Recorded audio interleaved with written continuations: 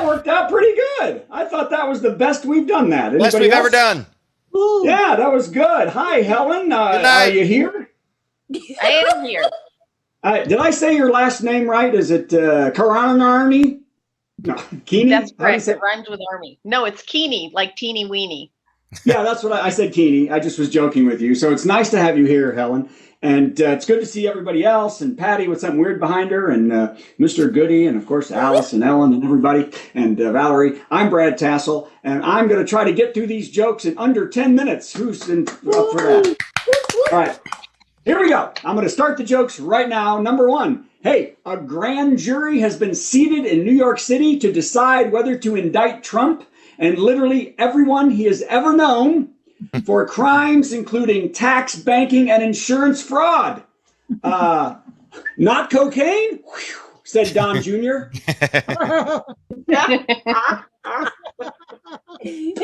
Because he does a lot of coke.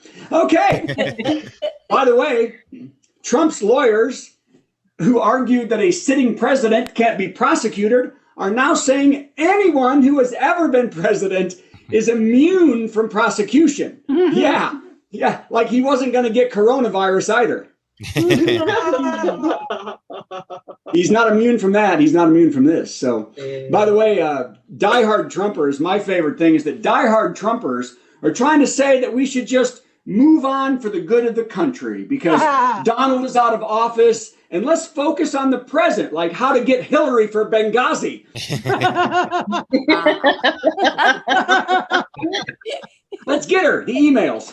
All right. See, these are quick. We're doing it's far too late. Okay, these are quick. Okay, the last joke on this page. The Voice crowned their 20th season winner. Can you believe it? Their name escapes me, but they did get a lot of high fives when they got back to work at the Dairy Queen in Omaha. Because nobody ever remembers who was on that show. Okay. Bye to that. By the way, I threw one day, and it stayed up on the top of this light for about a month. Steve put his hand up. Brad's by the way count is now up to 4. 4. All right. Hey, this is fun. I say that a lot, too. There is a new trend. Who has seen this trend? I don't have the people in front of me. I want to see y'all. Who saw this trend where young people are marrying their best friends in a non-sexual lifelong commitment? Who's seen this? New York Times just reported one couple said they sleep in the same bed but will never touch each other. My question is, how's this different? Oh, no. Except being best friends part sounds like marriage to me.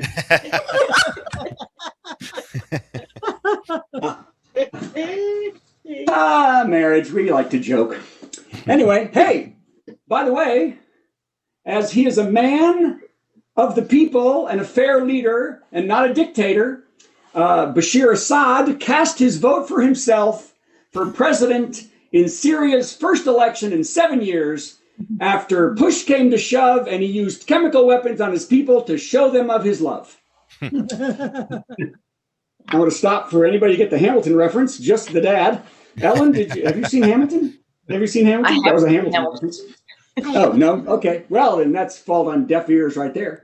So I guess bombing homes, bakeries, and hospitals were just the ticket to get those on-the-fence voters to go for Assad. By the way, the authorities called it a very fair election because to vote for Assad, you placed your vote in the ballot box, and to vote for his opponents, you pressed a little button that said landmine.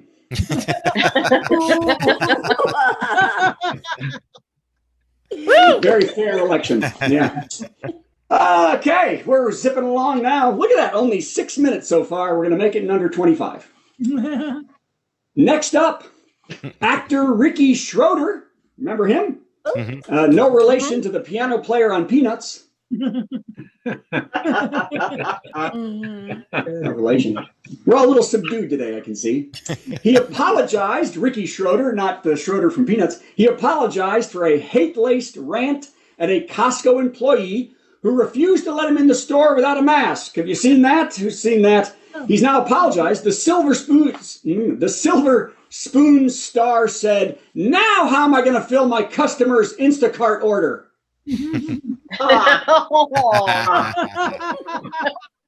took everybody a second to learn that he's washed up. Okay. Janet and I had a long discussion about this joke. Let's see if it works. 10 years ago, a Polish student, Natalia Konowska, was studying in St. Petersburg, Russia, when she threw a message in a bottle into the sea with a note, her address, and a 10-pound ruble note. It's been 10 years. This week she got a message back. It was the picture of the leader of the Cherokee Nation weeping. Guess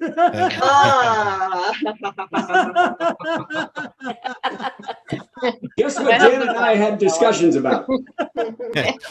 Anybody? Whether to go to profile or not. Oh. No, profile, what? That's what I remember. Commercials from the 70s for that one. Well, you remember the commercials from the 70s, but you can't say Indian. You can't. Now, Native American's not even real either anymore. You have to figure out what to say, and that's respectful. So that's what we tried to do. Okay. What? Janet just asked me what I came up with, and I used the leader of the Cherokee Nation. Is what I used. And everybody doesn't care. Okay, so now the next one. Now you think, that joke we spent a lot of time and is very respectful. This one, not so much.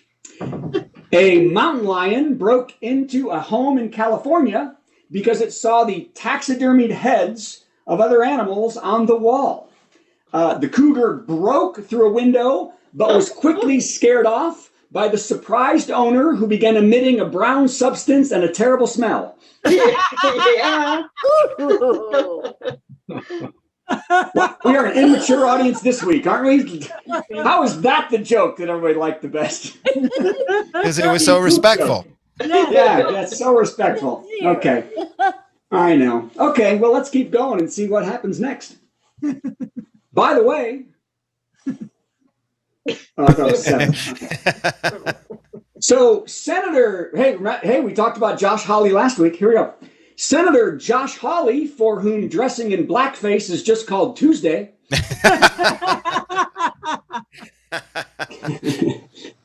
says the public deserves to know the origins of the COVID-19 pandemic.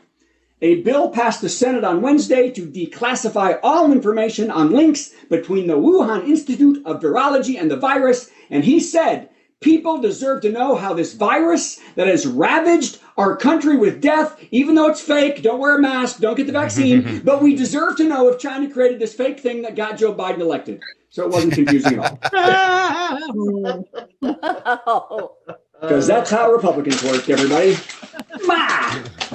Okay, I have little faith in this joke, but let's do it anyway. The delicate ceasefire in Israel is holding for now. Yay, that's nice to see.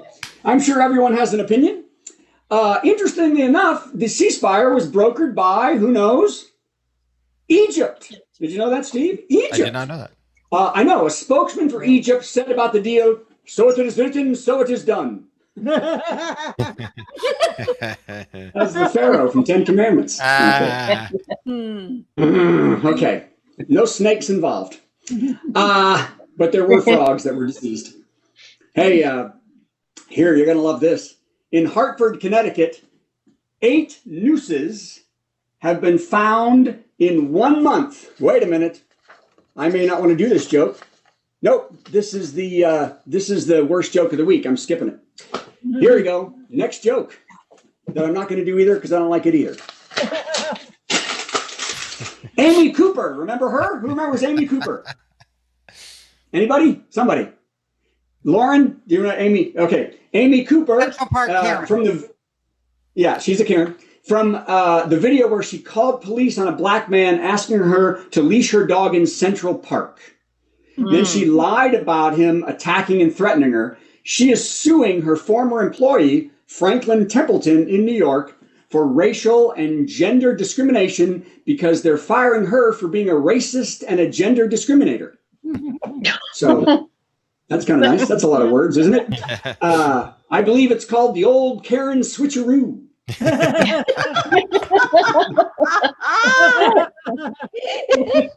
Karen is switcheroo. Yeah, very popular marsupial, I'm led to understand. That's right. In the pouch. They got it in the pouch. Franklin and Templeton have both responded, good luck with that. I'm not going to win. Oddly, here's what's odd about the whole thing is that Christopher Cooper, not related, they weren't related, the man she falsely accused, took the high road and came out in her defense, saying that one moment of poor decision-making and bad judgment shouldn't define her entire life. I think that's really nicely said. Luckily, though, with this lawsuit and the new horrible things she is saying about him, she can now be defined by lots of bad judgment and a ton of poor decision-making. So that's good. She's added to that. So, okay. All right. Well, you know what? That's it. I give up. No more jokes. Okay. Let's hear it for me, everybody. It only took 12 minutes. Yay. I'm going to save the worst joke of the week. And now what we're going to do